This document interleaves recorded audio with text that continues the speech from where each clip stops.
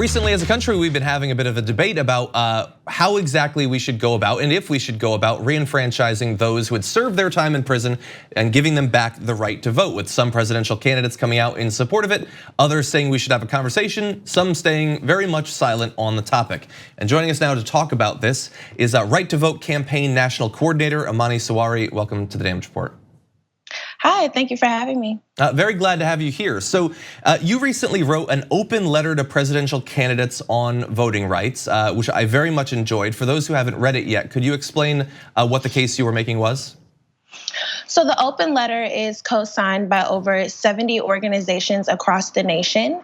And what we are asking is for presidential candidates to come out on their stance in favor or not in favor of restoring people's voting rights that have been impacted by incarceration. So that includes those in community custody, on probation and parole, and those who are currently incarcerated.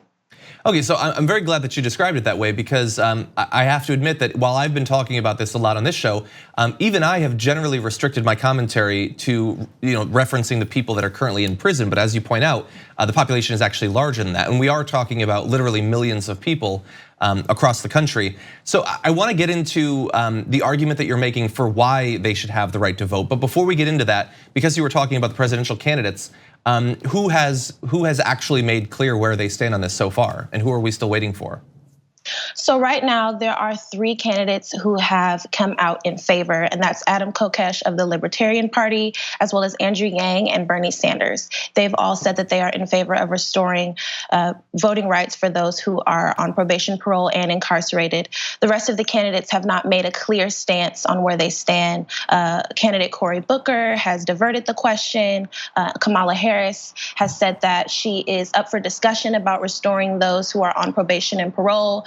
But for those candidates who haven't come out, they have not yet said whether they are in favor or not. And I wonder, I guess on some level, I don't necessarily envy the task ahead of you in trying to get them all on the record. When I saw what the sort of like on CNN and all that, the conversation that was had after Bernie Sanders was talking about this. The View, they were like viciously attacking him for coming out with a position on it. And so I wonder if other candidates have been disincentivized from actually making clear what they think about this topic. That could be the case.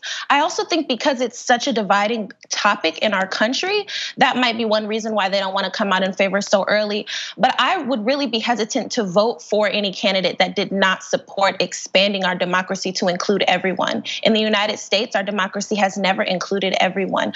There's never been a point in time in our history where everyone that was a citizen could vote. So I would really urge candidates to not be hesitant about this issue and to come out in favor of expanding the number of people who can participate in the political processes that govern their lives.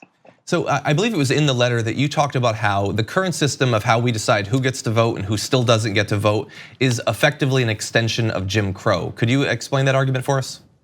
Yes, so right after the slave era and during the Jim Crow era, the people who were considered slaves now had to be given a new term because the term slave was taboo. And so that new term was criminal or convict. So we were able to disenfranchise Black people just by giving them this new label of being a criminal. And then all of the rights that did not apply to slaves suddenly did not apply to criminals. So we take those rights away from people because of their status. And so when we assign a new slave status, and this is a new slave status, our Constitution has labeled people who are being prosecuted for a crime as slaves in the 13th Amendment with our exception clause. Slavery is still going on. That allows for the people who are prosecuted to be treated as such, to be treated as slaves, to not have the right to vote, to not have the freedom of movement, to not be able to participate in political conversations or be around their families. So we think that there are certain rights that a person should have as a citizen,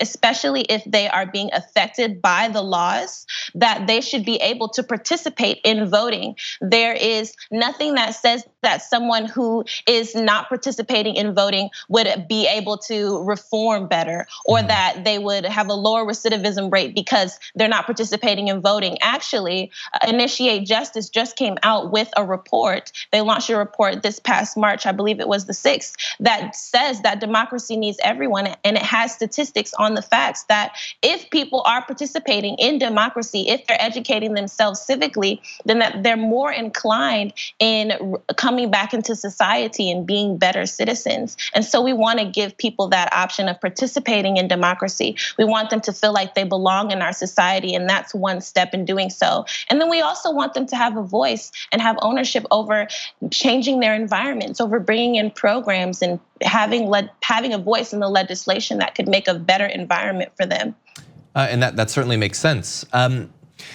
The most divisive aspect of this conversation seems to be, over the past few weeks at the very least, people generally outside of like Republican governors in the South seem to think that being able to vote once you leave prison makes perfect sense. Although in a lot of states you still cannot. There's a lot of obstacles are set up to stop you from doing that. But the topic of voting while you are in prison tends to meet, like you can start that conversation and within 20 seconds, you're talking about the Boston bomber, you're talking about Kaczynski and stuff like that. What would you say to people who are uncomfortable with the idea that people still serving their sentence should be allowed to vote, including possibly domestic terrorists, killers, the examples that come up when this topic starts?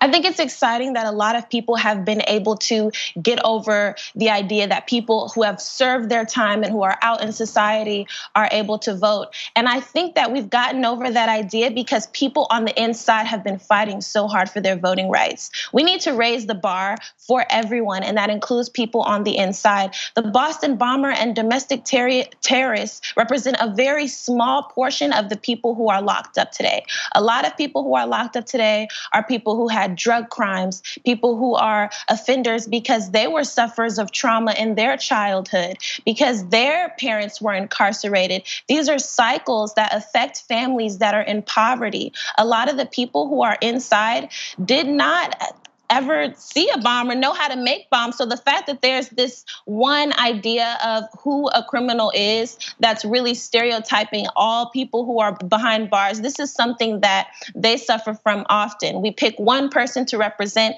the entire majority of the population, and then we silence and dismiss all others. So we need to think and expand our perspective of who people on the inside are. They are our fathers, our mothers, our sisters and brothers. They are people who are being affected by policy. They want a voice in the policies that affect their children and their spouses and their loved ones. They want to be able to be involved in society and shaping society and trying to shape the world for the people that they love.